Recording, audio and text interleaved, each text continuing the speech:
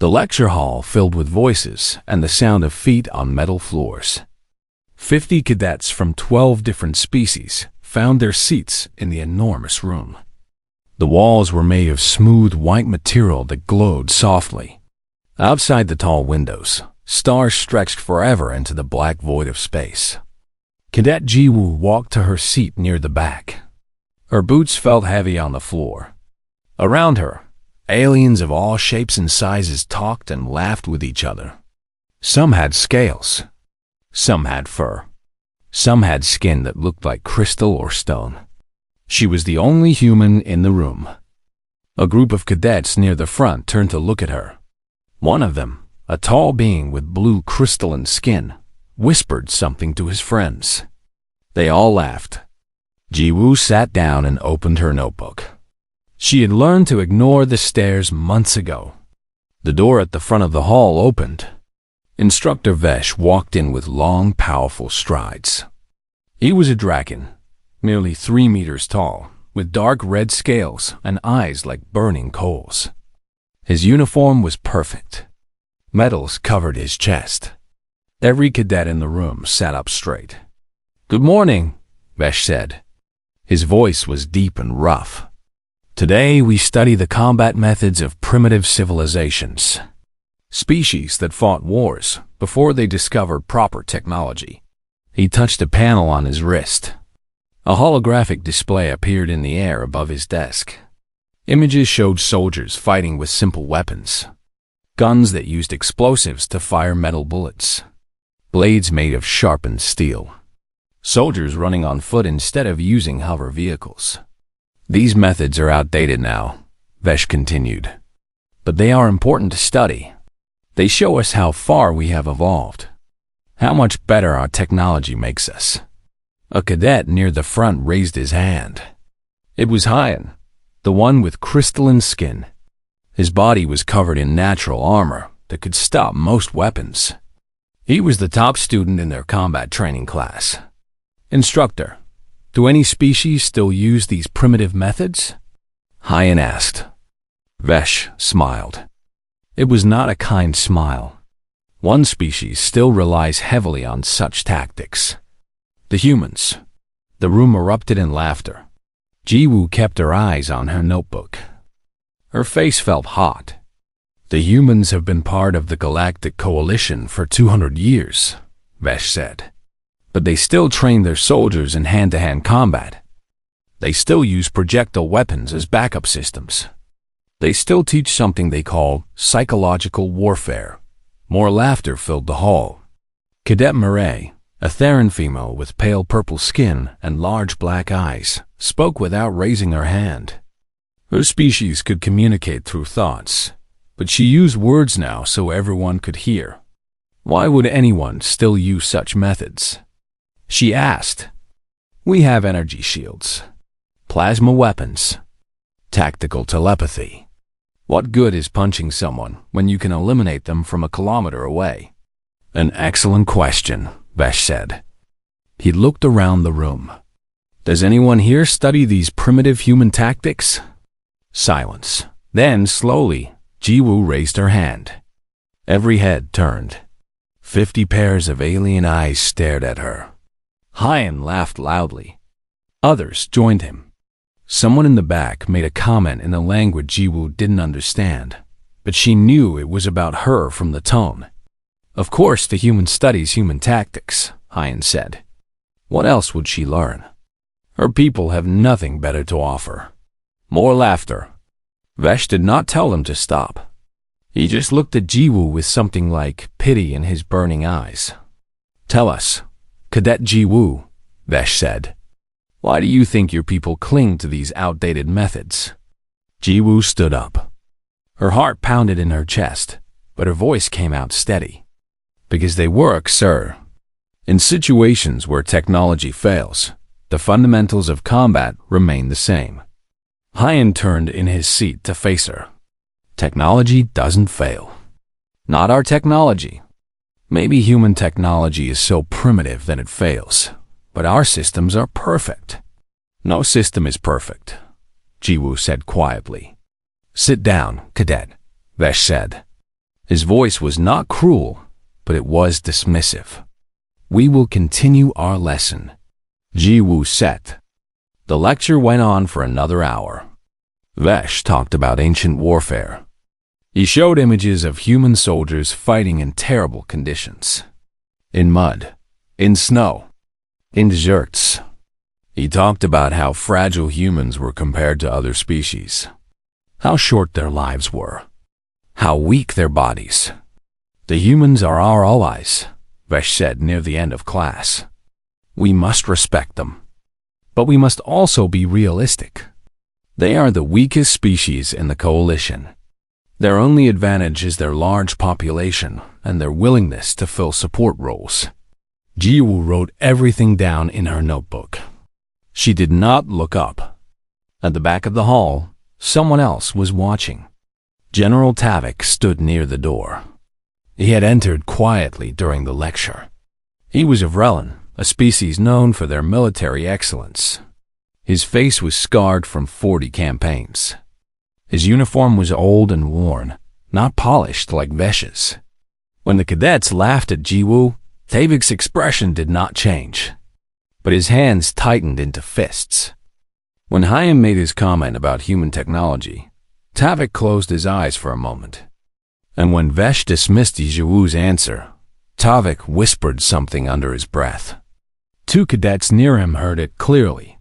"Pray you never have to find out why." The class ended. Cadets stood and gathered their things. They formed groups and talked excitedly about the upcoming training exercise. Next week, they would deploy to Keswick 9, a hostile moon, for a month-long survival simulation. Jiwoo packed her notebook slowly. She waited until most of the others had left before standing up. As she walked toward the door, she passed by Hyan's group. "Try not to slow down your squad too much, human," Hyan said. "We all know you'll be assigned to one of our teams. Just stay out of the way and let the real soldiers do the work." His friends laughed. Jiwoo kept walking. In the hallway, she saw General Tavik standing by a window. He was looking out at the stars. When she walked past, he spoke without turning around. "Cadet Jiwoo." She stopped. "Yes, sir." "How much do you know about your own military history?" The question surprised her. "I've studied it, sir. My grandfather was a soldier. He taught me." "Good," Tavik said. He finally turned to look at her. His eyes were tired and old. "Remember what he taught you. You may need it sooner than you think." Before she could ask what he meant, he walked away. Jiwoo stood alone in the hallway. Through the window, she could see the transport ships being prepared for next week's deployment. Somewhere on one of those ships, she would be assigned to a squad. A squad that did not want her. A squad that thought she was useless. She touched the window glass. It was cold against her palm. "I'll show them," she whispered to herself. "When everything else fails, I'll show them what humans can do." Behind her, footsteps echoed in the empty hall. The academy continued its routine. Tomorrow there would be more classes, more training, more laughter at the weak human who somehow got accepted into the most elite military school in the galaxy. But in 1 week, everything would change. In 1 week, they would all learn what General Tavik already knew. In 1 week, the real test would begin. The transport ship shook as it entered the atmosphere of Keswick 9. Jiwoo gripped her seat harness and watched the moon's surface through the window. Gray rocks stretched in every direction. Strange purple plants grew in twisted shapes between the stones. The sky was a sickly green color. "Landing in 2 minutes," the pilot's voice said through the speakers. Around her, 7 other cadets prepared their equipment. They were her squad for the next month. Hyan sat across from her, checking his plasma rifle. Next to him was Myray, the telepathic Theran female. The others were species Jiwoo had learned to recognize, but whose names she was still learning. Dan was a Korthan, small and fast, with silver fur and large ears. Bora was from a water world, his skin always slightly damp and green. Minho was a massive being with rock-like skin. Seok was thin and tall with 4 arms.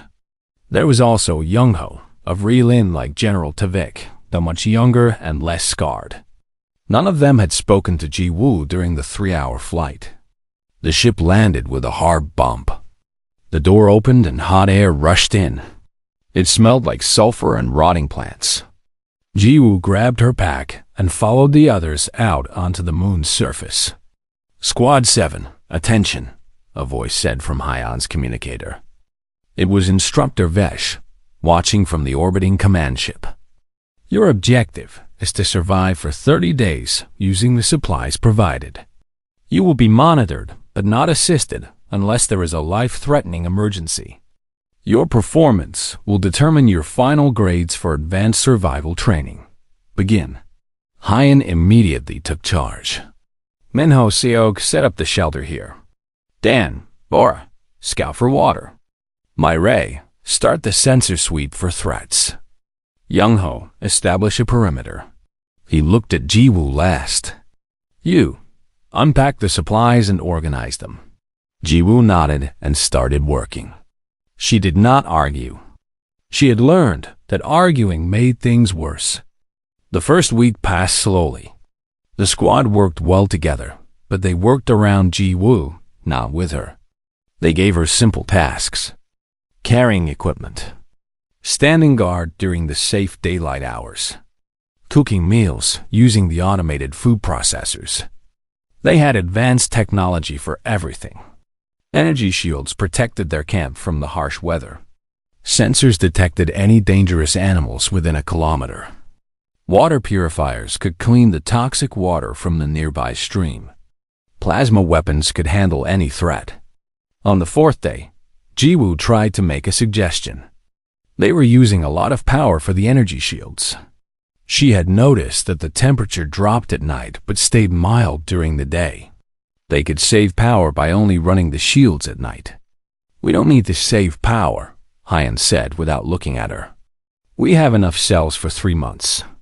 This is only a month-long exercise. But if something unexpected happens," Ji-woo started. "Nothing unexpected will happen," Myra interrupted.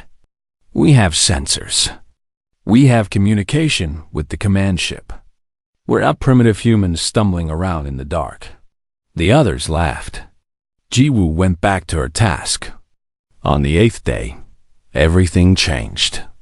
Ji-woo was collecting water from the stream when she saw it. The sky turned a strange orange color. The air felt different, like it was pushing against her skin. She ran back to camp. "Something's wrong," she said. "The sky, we know," Hyan said, staring at his sensor display. "There's a massive electromagnetic storm approaching. The sensors say it will pass in a few hours." But the sensors were wrong. The storm hit them like a wall. Lightning filled the sky, but not normal lightning. This was different, brighter, spreading like webs across the clouds. The air crackled with energy. And then, all at once, every piece of technology in their camp went dead. The energy shields flickered and died. The sensors went dark. The communicators made a sharp sound and then went silent. Even the lights on their weapons stopped glowing. For a moment, everyone just stood there, staring at their useless equipment. "What happened?" Dayan whispered. Hyan tapped his sensor display. Nothing. He tried his communicator. Dead. He raised his plasma rifle and pulled the trigger. The weapon didn't fire. "Electromagnetic pulse," Youngho said quietly. "A strong one. It fried everything electronic." "But the briefing didn't mention storms like this," Bora said. His voice shook slightly. "It's okay," Myra said, though she sounded uncertain. "The command ship will detect that our signal stopped.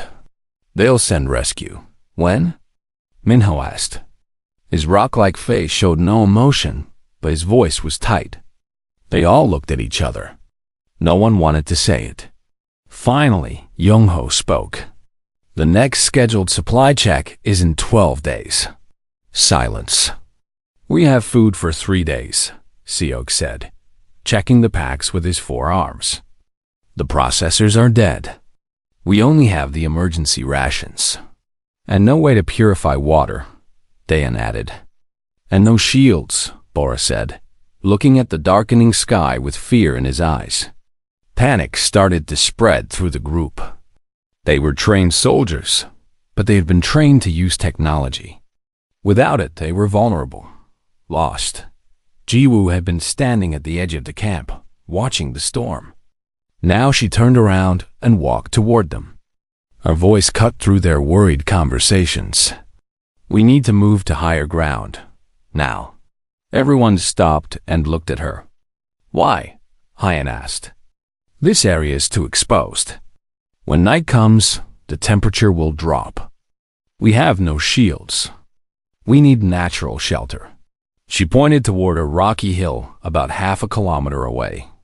Those rocks will block the wind. There might be caves. We should stay here, Myray said. This is where rescue will look for us. We can mark this location, Jiwoo said. But if we stay here without shelter, we'll freeze the night. I've been watching the temperature patterns. It drops to -20 degrees after sunset. Hyan looked at his sensor.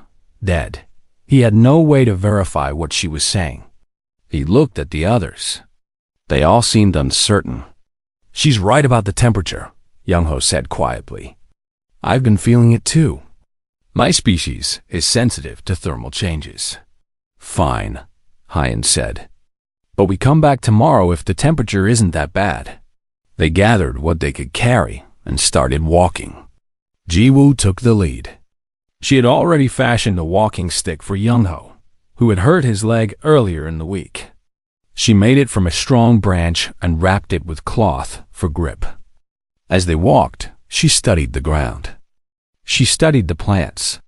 She looked at the rocks and the way water had shaped them. Stay away from those purple plants, she called back. They release spores when touched. How do you know that? Dan asked. I read the briefing materials. The full botanical survey. It was in Appendix 7. Hyan frowned. I scanned the briefing. There was nothing about dangerous plants. You scanned it with your sensor overlay, Jiwoo said. It only highlights what it thinks is important. I read the whole document. The actual text. They reached the rocky hill as the sun was setting. Jiwoo was right. There were several shallow caves in the rock face. They would provide shelter from the wind. We need fire, Jiwoo said. The plasma lighters are dead, Bora pointed out. Jiwoo was already gathering dry plants and wood. We don't need plasma. We need friction and patience. She showed them how to start a fire using sticks and dried moss. It took 20 minutes, but eventually, smoke appeared. Then sparks. Then flames. The aliens stared at the fire like they had never seen one before. In a way, they hadn't. Not like this. Not made by hand. As darkness fell, the temperature dropped, just as Jiwoo had predicted. They huddled around the fire.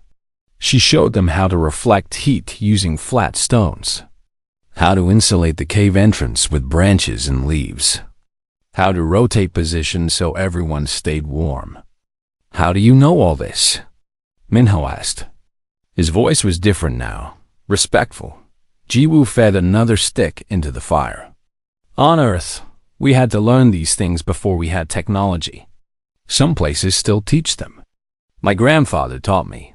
He said technology is wonderful, but knowledge is what keeps you alive when everything else fails.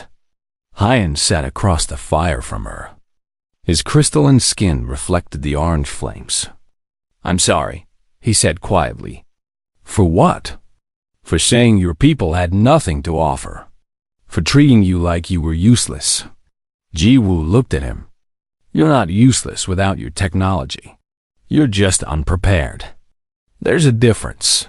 That night, they took turns keeping watch. Jiwoo taught them what sounds were normal and what sounds meant danger. She taught them to trust their senses instead of sensors. As the others slept, Hyan sat with her during her watch. 12 days, he said. Can we really survive that long? Jiwoo looked up at the alien stars above them. Humans once crossed entire continents with nothing but their feet and basic tools. We climbed mountains that could kill us. We sailed across oceans without knowing what was on the other side. 12 days is nothing, as long as we don't give up. Hyan was quiet for a long moment. Then he said, "Teach us. Teach us how to survive like humans do." Jiwoo smiled. "Okay, but you have to promise to actually listen this time." "I promise." And for the first time since arriving at the academy, Jiwoo felt like she belonged. 4 days had passed since the storm. The squad had survived, but barely. Jiwoo had taught them how to find food in the strange landscape of Keswick 9, which plants were safe to eat, which insects provided protein, how to set snares for the small animals that lived among the rocks. She showed them how to purify water by boiling it and filtering it through layers of sand and cloth, how to treat minor wounds with plant materials, how to preserve energy by working during the cooler hours and resting when the sun was highest. The aliens learned quickly. Hyan was especially dedicated. He watched everything Jiwoo did and asked questions constantly. Mireille used her telepathy to share what she learned with the others, making teaching faster. Even the quieter members of the squad began to contribute their own ideas, but they were still struggling. The cold nights drained them. The unfamiliar food upset some of their stomachs. And worst of all, they were being watched. Jiwoo had noticed the tracks on the 3rd day. Large prints in the soft dirt near the stream. 6-toed. Deep. Whatever made them was heavy and walked on multiple legs. She had not mentioned it to the others yet. They were already stressed enough. On the night of the 10th day, the creature came for them. Jiwoo was on watch when she heard the sound. A low clicking noise, like rocks tapping together. She stood up slowly and looked into the darkness beyond their fire. The clicking came from multiple directions. "Wake up," she said quietly but firmly. "We have company." The squad scrambled awake. Hyan grabbed his useless plasma rifle before remembering it did not work. He picked up a sharpened stick instead, one of the spears Jiwoo had taught them to make. The clicking got louder. Then they saw them. 6 creatures emerged from the darkness. They were each the size of a large horse, with armored hides that looked like overlapping plates of black metal. 6 legs ending in sharp claws. Long heads with rows of teeth. Eyes that reflected the firelight like mirrors. "Skrith," Young-ho whispered. "Apex predators." The briefing mentioned them, but it said they avoid contact with other species. They avoid contact with species that have energy shields and plasma weapons, Jiwoo said. "We don't have those anymore." The Skrith circled the camp. They were intelligent. Jiwoo could see it in the way they moved. They were testing the squad, looking for weakness, waiting for someone to panic and run. "Stay together," Jiwoo said. "Make noise. Make yourselves look bigger." Fire scares most animals. They grabbed burning branches from the fire and waved them. They shouted. The Skrith backed away slightly, but they did not leave. They were hungry, and they had learned that these soft creatures were easy prey. The attack came from 3 directions at once. The Skrith were coordinated, working as a pack. 2 rushed from the left, 2 from the right, 2 from the front. It was a classic pincer movement. The squad fought back. Minho used his massive strength to swing a heavy branch like a club. Seok stabbed with 2 spears at once using his 4 arms. Bora threw rocks with surprising accuracy. Dan was fast, dodging and striking at the creature's legs. But they were losing. One of the Skrith grabbed Dayan by the arm and dragged her away from the fire.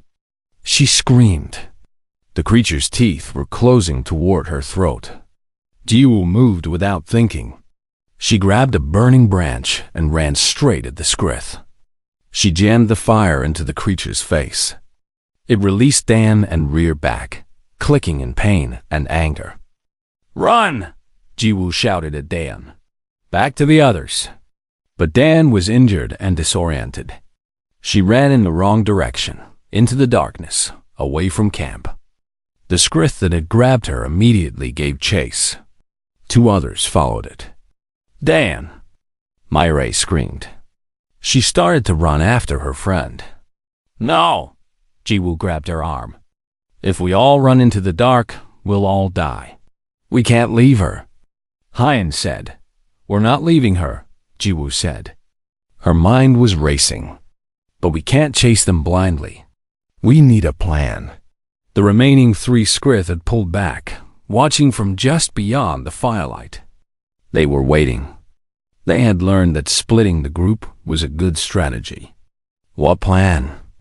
Young-ho asked. His leg was bleeding. One of the Skrith had slashed him with its claws.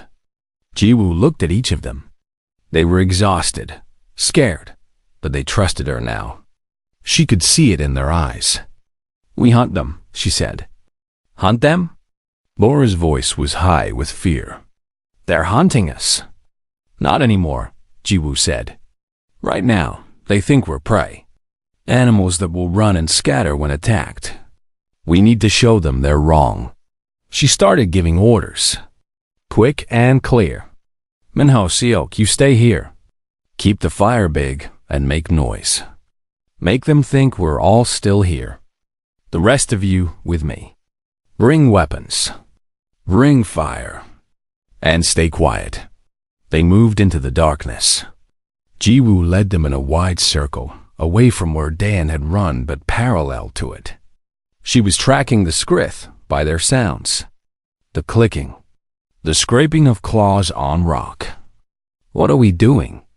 Myrae whispered. "The Skrith that chased Dan think they've separated their prey from the pack," Jiwoo explained softly. "They're focused on her. They're not watching for threats from other directions. We're going to circle around and hit them from where they don't expect." She stopped behind a large boulder. Through a gap in the rocks, she could see 2 of the Skrith. They were stalking Dan, who was hiding behind a fallen tree. The 3rd Skrith was nowhere to be seen. "It's a trap," Jiwoo realized. "The 3rd one is waiting to attack when she runs." "How do you know?" Hyen asked. "Because that's what I would do. These things are smart. They're not just attacking with strength. They're using strategy." Bora's hand shook. "So what do we do?" Jiwoo thought for a moment. Then she started breaking off dry branches and wrapping them with torn pieces of cloth. She handed them to the others. "Make torches. Light them. And when I signal, throw them. Not at the Skrith. Around them. We're going to light up the area and take away their advantage." "What advantage?" Young-ho asked. "Darkness," Jiwoo said. "They can see in the dark better than we can. But fire changes that. Fire makes them visible. Fire makes them predictable." They lit the torches. Jiwoo waited until she saw the 3rd Skrith moving into position behind Dan. Then she shouted, "Now!" 6 burning torches flew through the air. They landed in a circle around the Skrith. The dry plants on the ground caught fire immediately. The darkness became bright with flame. The Skrith made sounds of confusion and anger. They spun around, looking for the source of the attack. That's when Jiwoo and the others charged. They did not attack to kill. They attacked to confuse and frighten. They threw rocks. They screamed. They beat the ground with sticks. They made themselves seem like a much larger force. The Skrith, suddenly surrounded by fire and noise, broke formation. 1 ran left. 1 ran right. The 3rd hesitated and Hyan struck it hard across the face with a heavy branch. "Dan, run to us!" Jiwoo shouted. Dan saw her squad and ran. She was limping, but she made it. Myre caught her and pulled her close. The Skrith that had run away regrouped in the distance. Jiwoo could see them watching, calculating. "We need to get back to camp," she said. "Now, before they try again." But they did not run in panic. They walked in formation, weapons ready, torches burning. They made noise with every step. They showed the Skrith that they were dangerous. When they reached camp, the 3 Skrith that had stayed behind were gone. Minho and Seok had driven them away. The squad sat around the fire, treating wounds and catching their breath. Dan's arm was badly scratched but not broken. Youngho's leg needed bandaging. Everyone was exhausted. "Why did they leave?" Myra asked. "We didn't kill any of them. They could have kept attacking." Jiwoo poked the fire with a stick. "Because we changed the equation. At first, we were easy prey. Worth the risk. But then we fought back. We coordinated. We used fire as a weapon. We showed them that attacking us would cost them. Maybe not their lives, but pain, injury, risk. Smart predators don't take unnecessary risks." Hyan looked at her with something like awe. "Your people. You weren't always at the top of the food chain, were you?" Jiwoo shook her head. "No. For most of human history, we were prey. We were weaker than the big cats, slower than the wolves. We couldn't fly like birds or breathe underwater like fish. We survived because we learned to be smarter, to work together, to use tools, to make fire, to never give up, even when we were afraid." She looked around at all of them. "That's what I've been trying to teach you. Technology is wonderful, but the will to survive, the ability to adapt, the refusal to quit, those things are more fundamental. Those things will save you when everything else fails." Dayan spoke up. Her voice was quiet but serious. "In class, when Instructor Vesh talked about primitive warfare, I laughed. I thought it meant your people were backward. But primitive doesn't mean weak, does it?" "No," Jiwoo said. "It means foundational, basic, the things everything else is built on. You can have the best technology in the galaxy, but if you don't understand the fundamentals of survival, you're still vulnerable." That night they posted a double watch. The Skrith did not return, but Jiwoo knew they were out there, watching from the darkness. On the morning of day 12, they heard a sound they had been waiting for. The hum of engines. A rescue ship appeared in the sky. As they boarded the ship, Hyan pulled Jiwoo aside. "General Tavik told me to pray. I never found out why humans still train in primitive warfare," he said. Now I understand what he meant." Jiwoo nodded. "What did you learn?" Hyan thought careful 6 months had passed since Keswick 9. The academy halls felt different to Jiwoo now. Cadets still stared at her, but the looks had changed. Some showed curiosity. Some showed respect. A few still showed contempt, but those were mostly the ones who had not heard the full story. Word had spread quietly about what happened on the moon. Hyan had made sure of that.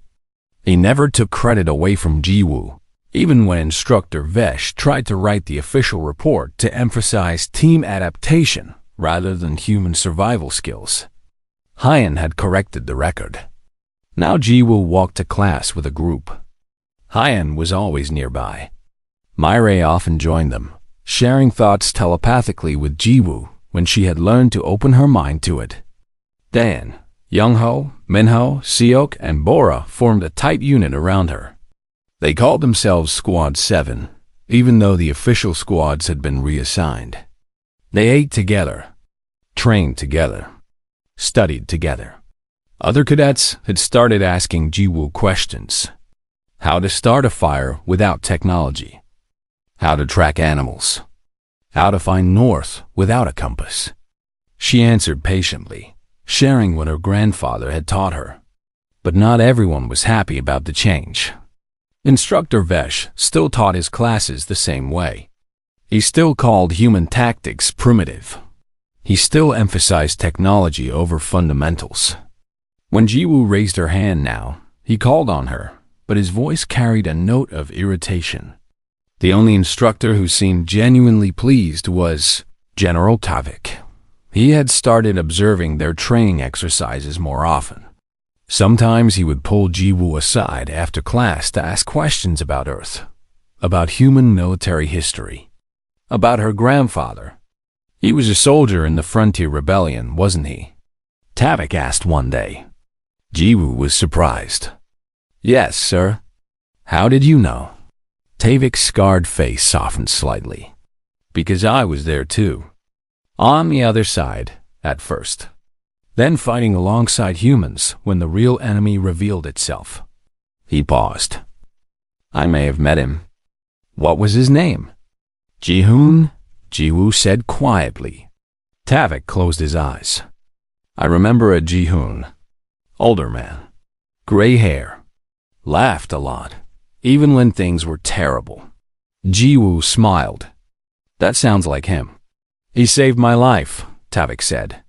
Him and 2 other humans. We were pinned down. Out of ammunition. Energy shields failing. The enemy was closing in. I thought we were dead. He looked at Jiwoo. Your grandfather and his squad came through enemy lines. They fought for 6 hours to hold the position until reinforcements arrived. I watched them keep fighting when they should have collapsed from exhaustion. I watched them refuse to give up, even when it seemed hopeless. He never told me that story, Jiwoo said. He wouldn't have, Tavik said. That's how humans are. You do what needs to be done, and then you move on. He put a hand on her shoulder. I've been waiting for another human to come through this academy, to show these young cadets what I learned. Thank you for being that person. The alarm sounded 3 days later. All cadets were ordered to the main assembly hall. Jiwoo ran with the others, her heart pounding. Emergency assemblies were rare.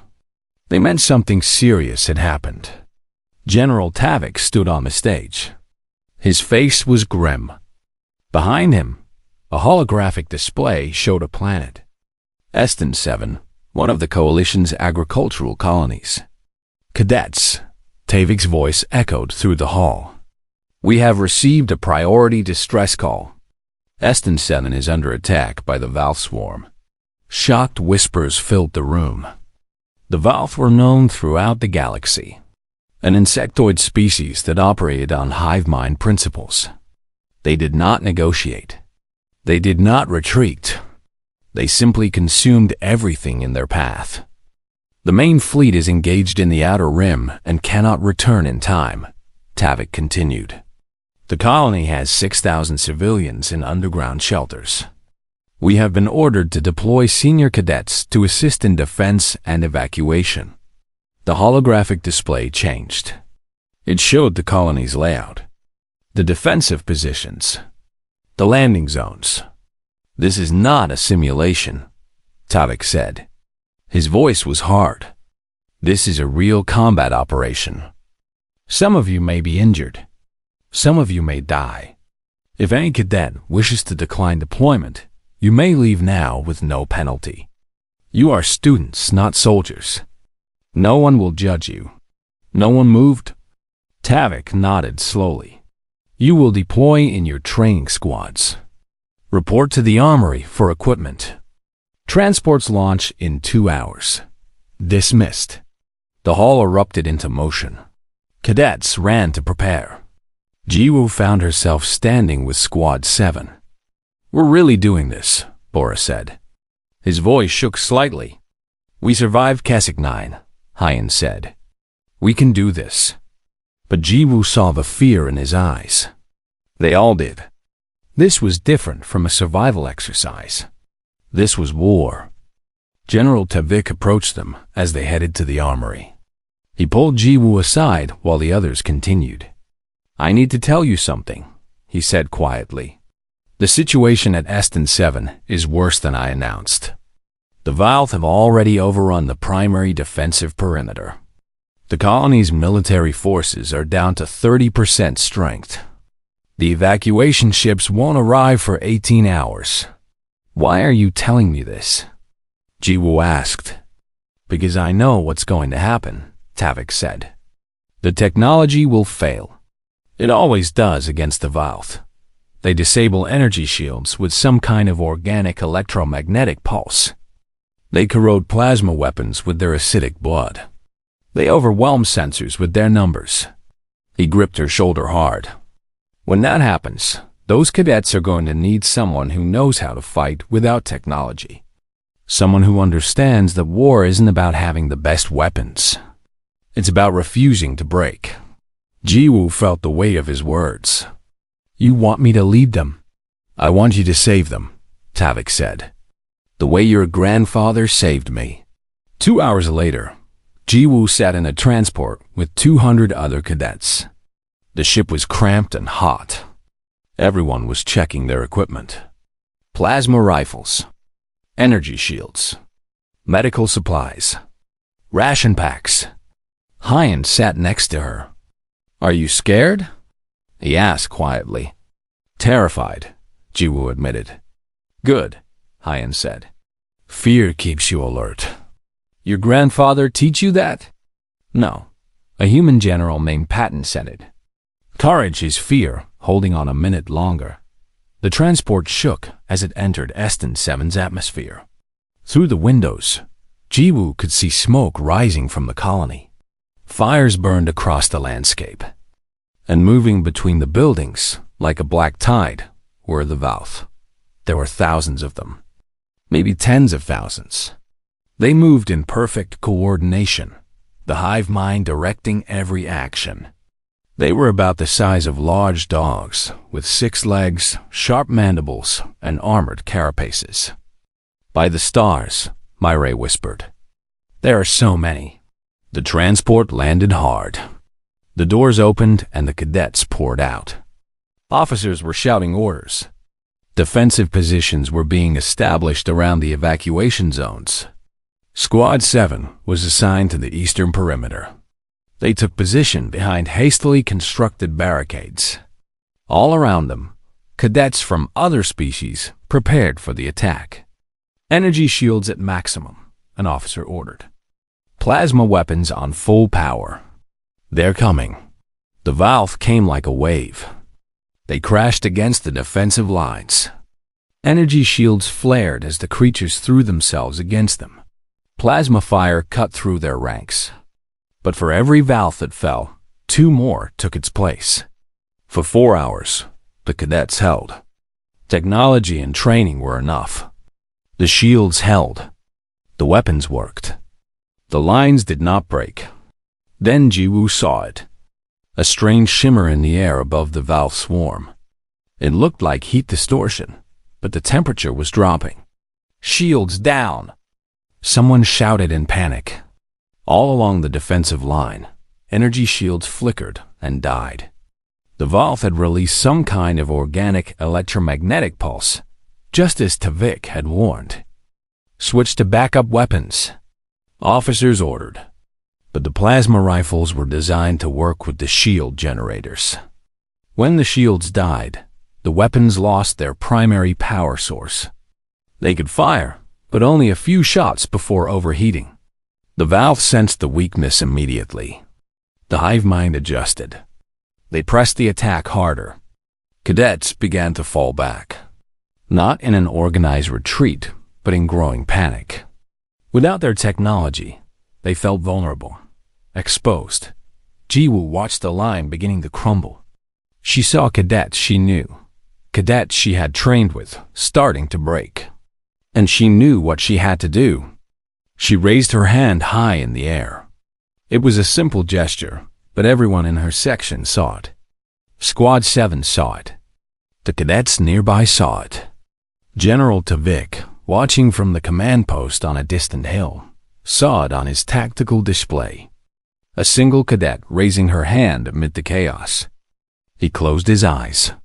Here it comes. Ji-woo's voice cut through the panic. It was not loud, but it was absolutely clear. This is where we stop running.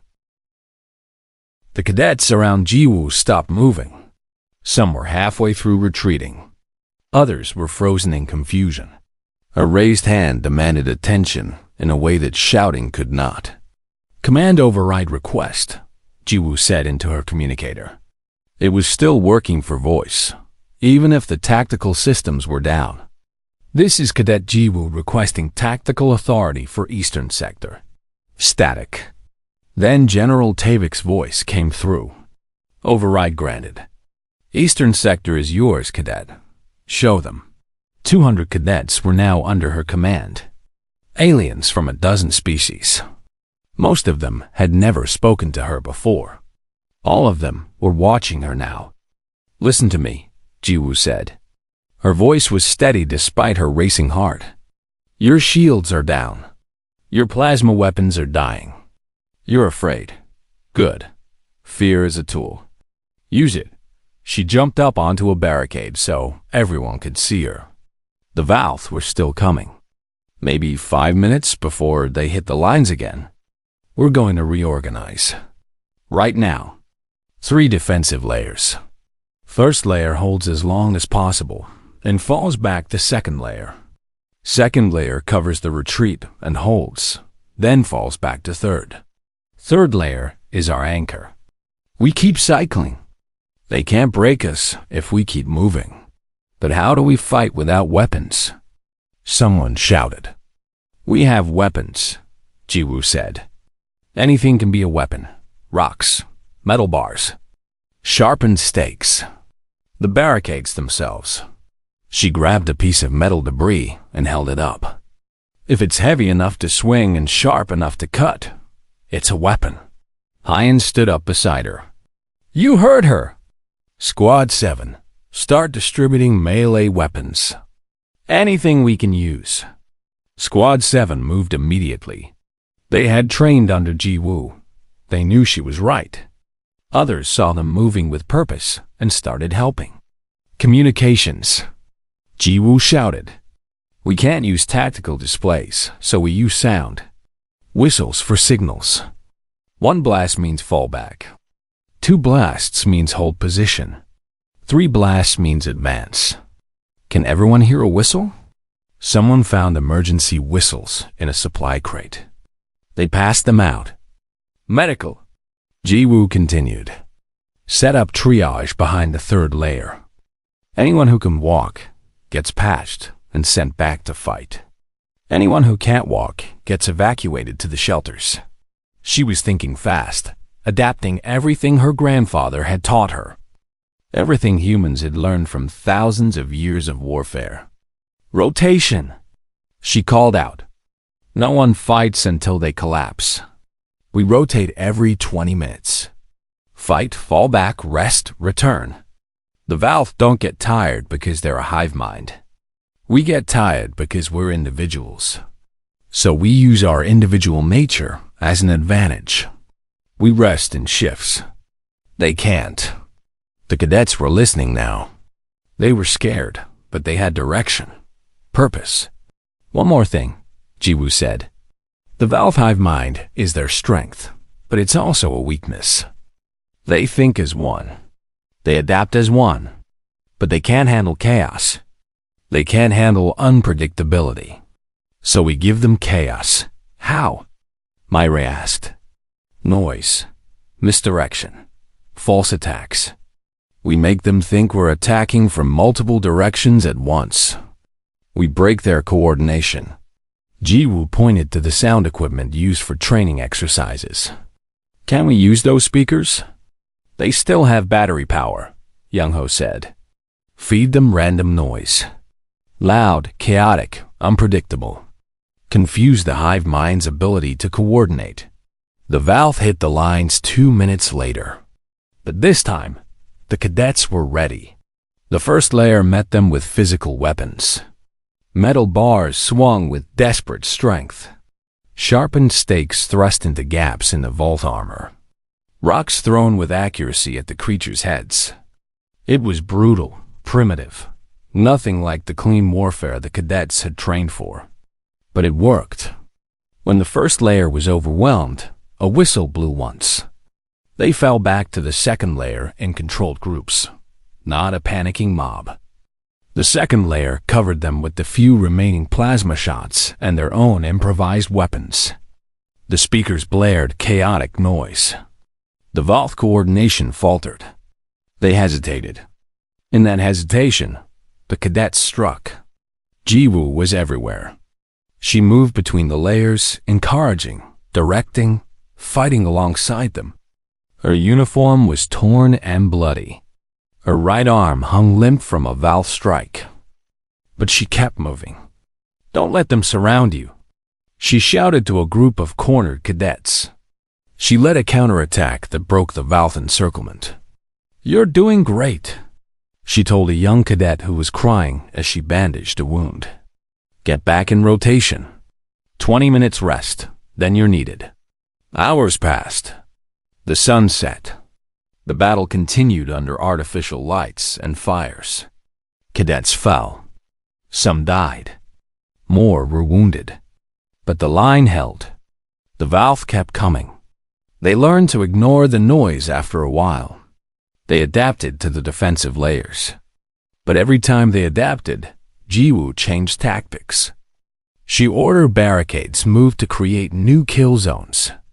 She had cadets set fires to channel the Valth into narrow approaches. She organized ambush teams that struck from the flanks. How is she doing this? An officer asked to General Tavik over the command channel. Tavik watched his tactical display. The eastern sector should have fallen hours ago. Every prediction said it would. But it hadn't. "She's fighting like a human," Tavik said quietly. "Like someone who learned warfare from a species that had to earn every inch of survival." At hour 12, something changed. The Valth assault began to slow. Not stop, but slow. The hive mind was confused. It had thrown thousands of units at this position. It should have broken. But the prey wasn't breaking. The prey was fighting with a determination the hive mind had never encountered.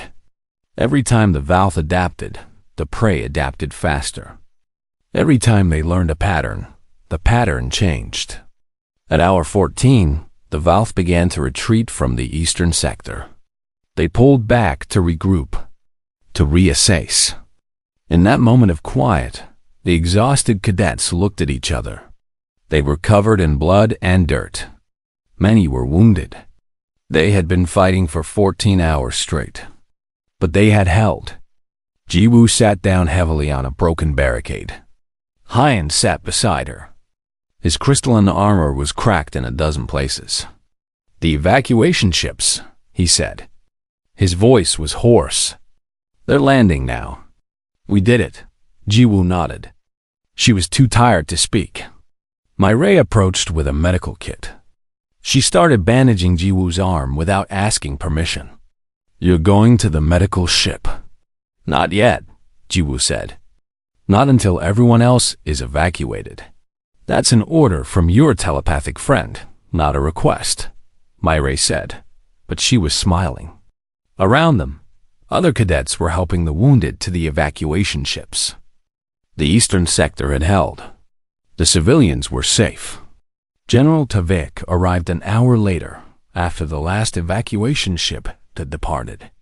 He walked through the battlefield, looking at the debris, the improvised weapons, the defensive positions. He found Jiwoo sitting with Squad 7. They were too tired to move, but they were alive. 40 cadets dead in the eastern sector, Tavik said.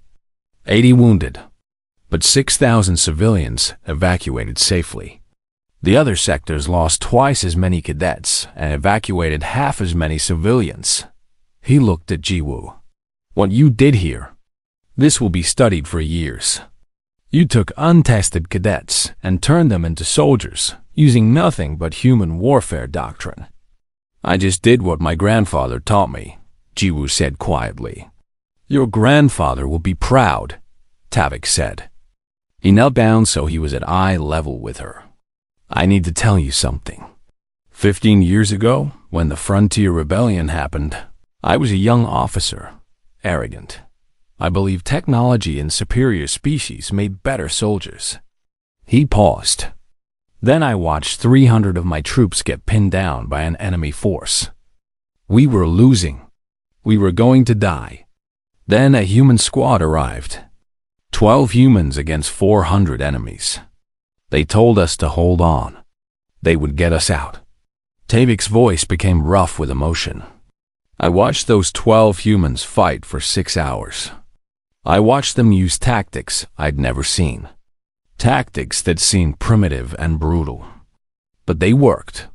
When reinforcements finally arrived, 3 humans were still standing, and 372 enemies were dead."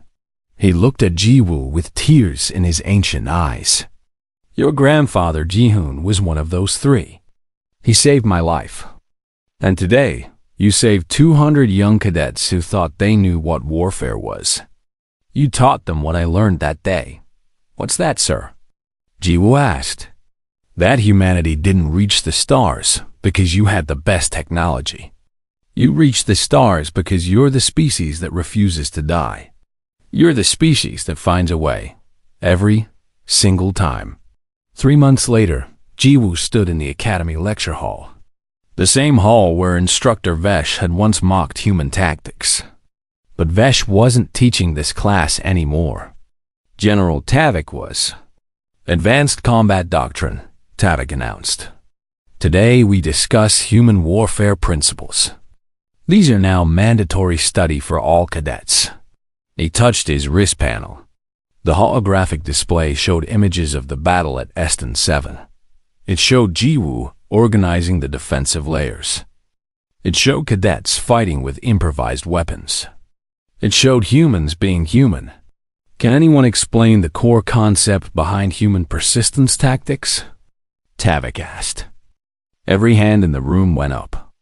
But they all turned to look at Jiwoo. She stood slowly. "It's not about winning the first engagement. It's about making sure there's always a next engagement. It's about being the opponent that never stops coming. The enemy that refuses to break. The force that adapts faster than you can counter." She looked around the room. At the alien cadets who no longer laughed at her.